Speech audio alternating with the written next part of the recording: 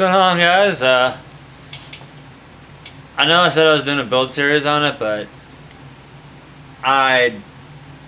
once I started rolling, I couldn't stop. So you can see there's literally a ton of tires around me, and of course we know the VRO ones with the MT911s weren't really quite fitting the bill. They were a little too small. So then I went to a set of RC 4-wheel drive flashpoints on Steelies. I forgot these were pin mount.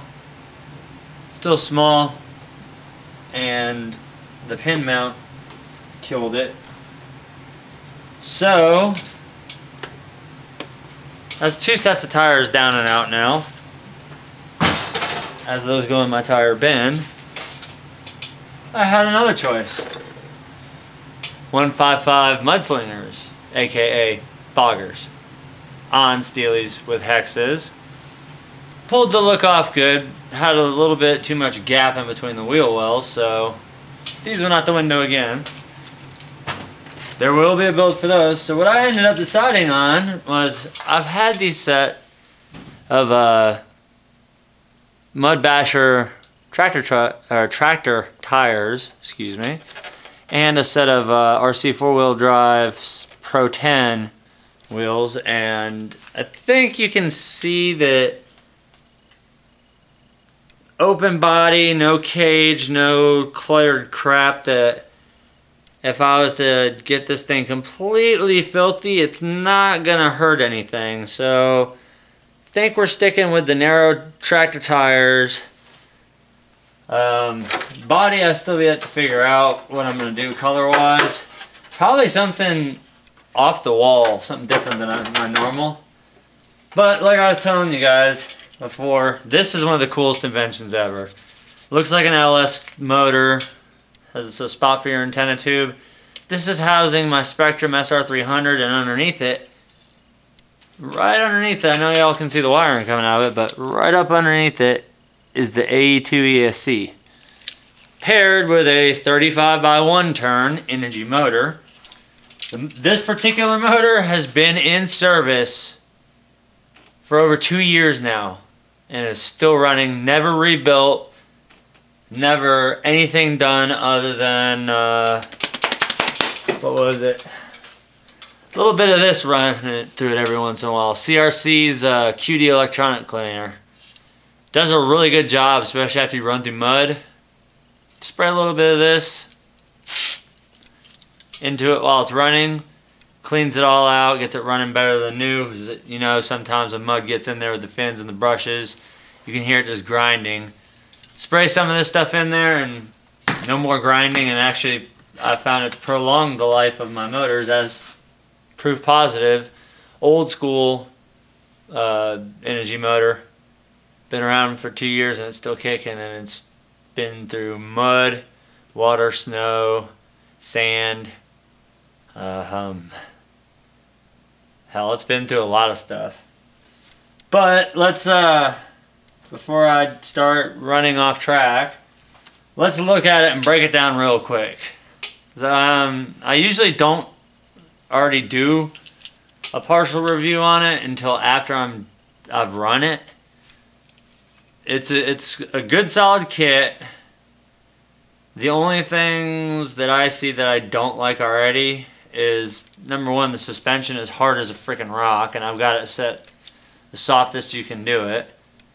And yeah, I know it's leaf sprung, it's not supposed to have much flex. Well, I'm having to push really hard just to do that. It's got almost no flex whatsoever. It shares the same transmission that the Gmade R1 had, so that's all 32 pitch gearing internal, and since there's no slipper, it's a very noisy transmission. And other than that, really, that's really that, and the drive shafts, but I can't really complain about those because I had them on my R1. Did a lot of crazy stuff with it and I never broke one, so hopefully this is gonna fall right on par. And see what I mean? It's got nothing. Literally, there's no fallout whatsoever.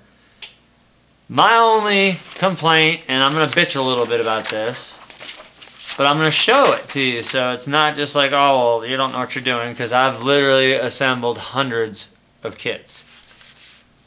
This one here, what really pissed me off about it is when you got into the frame assembly. Yeah, it showed you how to put the frame rails together. You can see step 20, 21, 22, 23, 24. Yeah, that's one complete rail. You flip to the next page, it just goes to a damn picture showing both rails complete. So, where any other kit would show to put the other side together. So you're sitting there and you literally have to stare at your frame rails on the one complete frame rail you have. You have to stare at the damn thing while you're putting the other one together and mirror it and hope you don't screw up while you're doing it. That right there is my one single major complaint. The other one that I possibly see is the way these springs go together. It's a very extremely simple design, but what I'm worried about are these little C-rings. All they are literally is that little bitty tiny piece, which let me dig one out for you if my camera will even focus it. That little C-ring goes down inside the upper, well, the lower section of the upper shock. As you can see on there, it goes right, focus you damn thing. It goes right there. And that holds the entire internals in.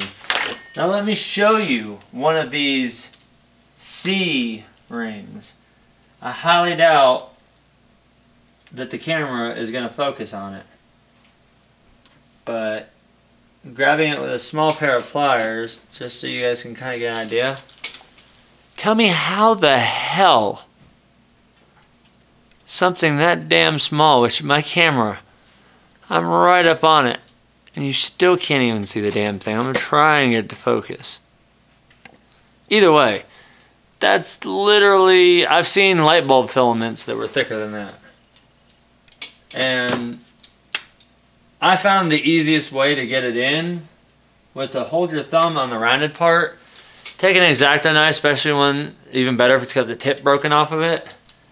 And while you got the spring in there, try to push the one edge over, pop it in, and then you can get the other edge. You can feel it pop down in the slot. Granted, once they're in, they're nice and smooth, but what good is it when the truck does not flex? So I'm going to be taking probably, I don't know yet what I'm going to do with it. I think I might switch over. Hopefully the RC 4-wheel drive springs are the same lengths as the springs on this one. That way I can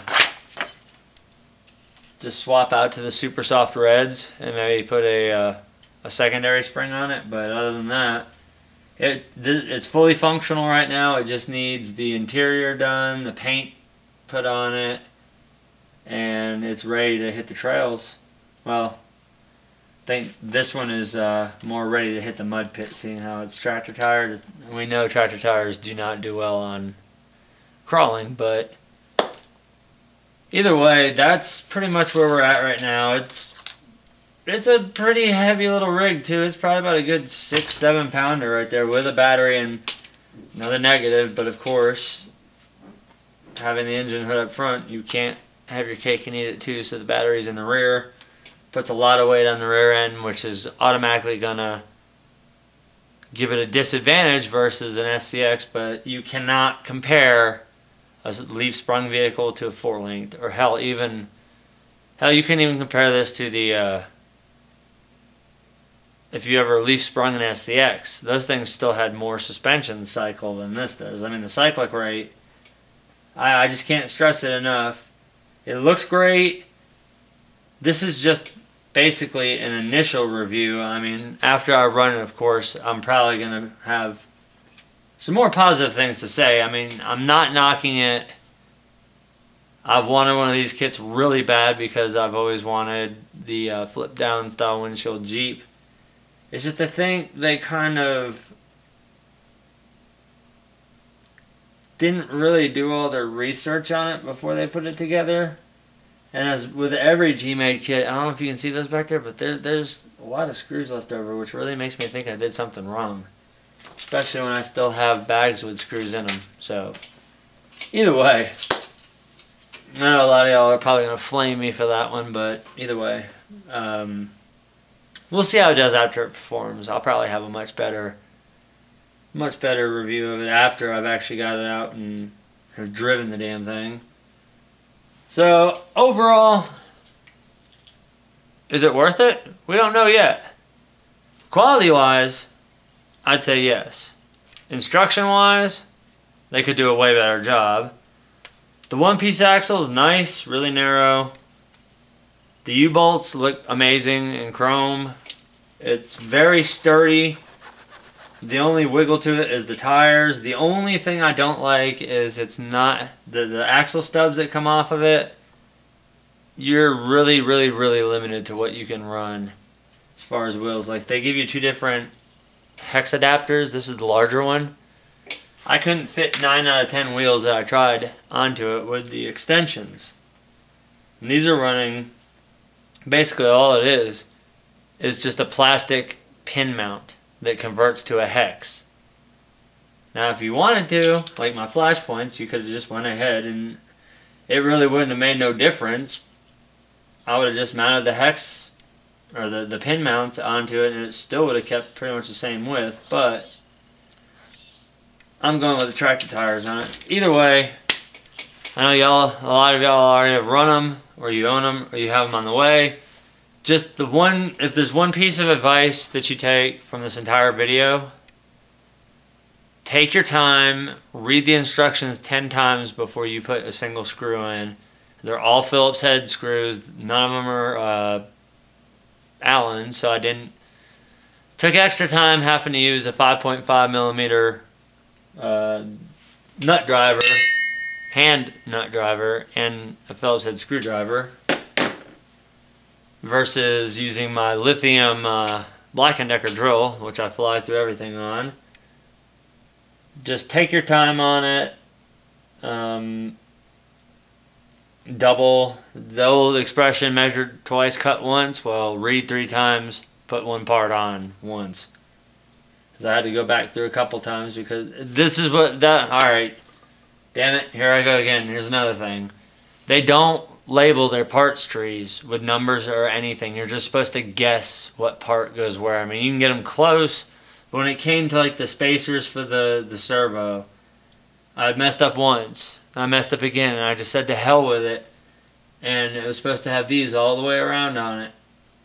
And I ended up using the servo mounts because there's 4.5 millimeter spacers. They're supposed to go all the way. Well, there's 2 that go here, and I ended up putting them here because those pieces there are the upper mounts. Poor job in labeling, poor job on the instructions, but still doesn't affect the performance of it at all. Either way, enough blah blah blah blah blah. I've carried on way too freaking long. We'll just have to wait this one out and see how it does. So until it's trail proven, right now it's 50-50. Quality wise, yes. Instructions, performance, we don't know yet. Later, guys.